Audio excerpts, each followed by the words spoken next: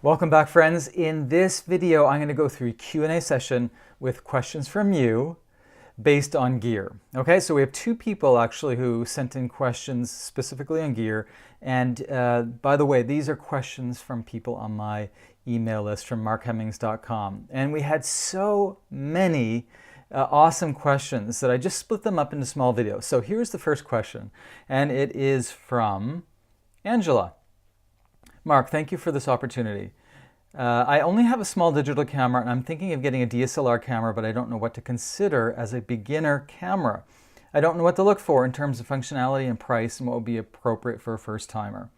Also, what should I consider when buying a secondhand camera? Well, that's a great question, Angela. Thank you for asking.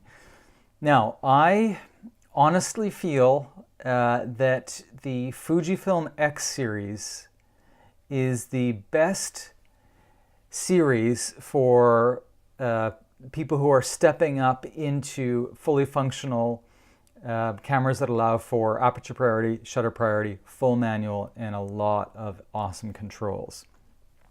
Now, Fujifilm cameras, the X series, and there's quite a few different ones, and they have different price points, have usually physical knobs instead of dial buttons or options on screens for getting into various modes. And I think the physical dials are really good because it returns you to the days of manual camera usage. So I would suggest simply looking at the various X series cameras from Fujifilm and choose the one that is within your budget.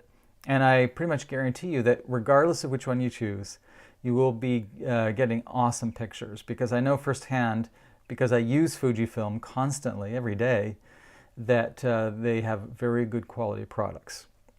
Now, of course, a lot of other people say, hey, what about Nikon, Canon, Sony? Yes, they're all good. I really like them all. But because I'm a Fujifilm shooter, I would naturally recommend them because I know that they work really well. The second part of your question was, what should I look for in a secondhand camera? Well, I tend to steer people toward the larger companies that do sell used. For example, if you're Canadian, it would be henrys.com or Vistek, V-I-S-T-E-K. Or if, of course, you're from America or any other country, it's just choose large cameras that are well respected and go to their used department. That's probably the safest because they will often add a maybe a year warranty or something, and they check the cameras really well. Okay, I hope that answered your question. Now, next one is from Dr. LJ. Good morning, Mark. Could you please tell me which products we should purchase and why? Photoshop versus Lightroom. Do we need both? Thank you very much and have a good day. Well, thank you, Dr. LJ. What I advise is you go to adobe.com, and within adobe.com you'll be able to choose what's called the photographer's, what is it called? There's a section for photographers that includes many different packages. And this question actually I get asked a lot. Should I get the Lightroom package for $9.95? Or should I get the Lightroom plus Photoshop package, which I think is a little bit more? There's a couple different variations. And I would say, if you are currently not working with layers, now what that means is that you're doing graphic design layers and high-end photographic layers work where one layer may be, say, a sunset, and a second layer would be either text or some other graphic. If you're not doing that, I would think that you're perfectly fine with Lightroom CC, and that's it. Now, the nice thing is that if you are a Lightroom Classic user and you want to step up to the Creative Cloud, Lightroom Classic and Lightroom CC come together in the same package. You don't have to buy one or the other. So at the very least, for the $9.95, if you get the Lightroom package only without Photoshop, you will do excellent. And you get Lightroom Classic and Lightroom CC. I suggest, if you haven't used Lightroom at all, that you start out with Lightroom CC, because Lightroom Classic is a little bit more,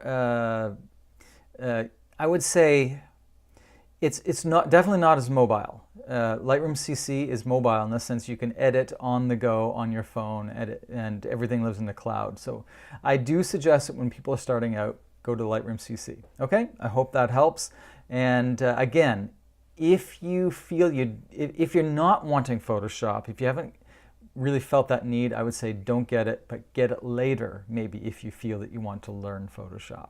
Okay, so those two questions were great, and I just wanted to let you know that the next video will be on techniques, and that's from Anne and Ed. So I'll be answering their questions in the next video, so stay tuned. Also, if you want to be a part of any Q&A session that I do offer from time to time, go to markhemmings.com and sign up for my free photography lessons. There's a link there to get on my emailing list, and almost every week I give out free either lessons or offers or anything to help you become a better photographer. Okay, see you in the next video.